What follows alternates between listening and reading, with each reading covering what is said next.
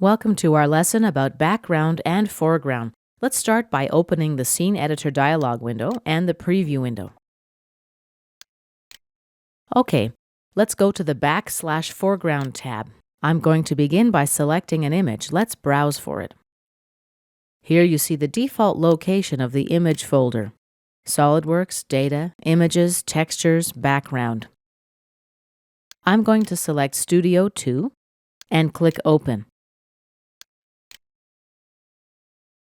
In the Background section, we have the option to use a scaled image. This scales a single image for the entire background. Next is Tiled Image. A tiled image will place an image in a tiled pattern until it covers the entire background. Our third option is a Spherical Image. A spherical image will create a curved image effect, or in other words, lets you imagine that you're inside a spherical room. Cubic Image.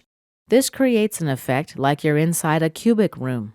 You'll notice that I've got a preview of the image right inside the Scene Editor dialog window. If you don't see this preview, there's a window setting that you can change that should help. Right-click anywhere on your desktop and select Properties. The Display Properties dialog window opens.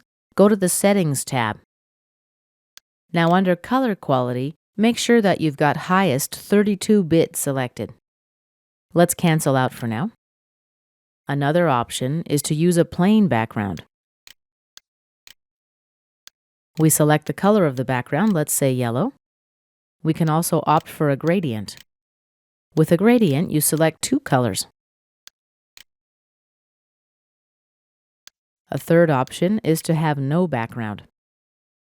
The foreground section creates a fog effect.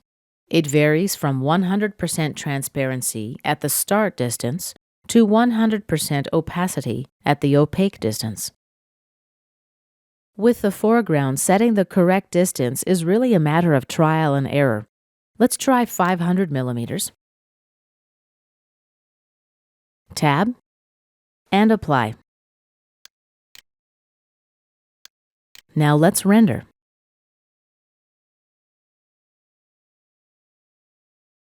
And this concludes our lesson about creating backgrounds and foregrounds.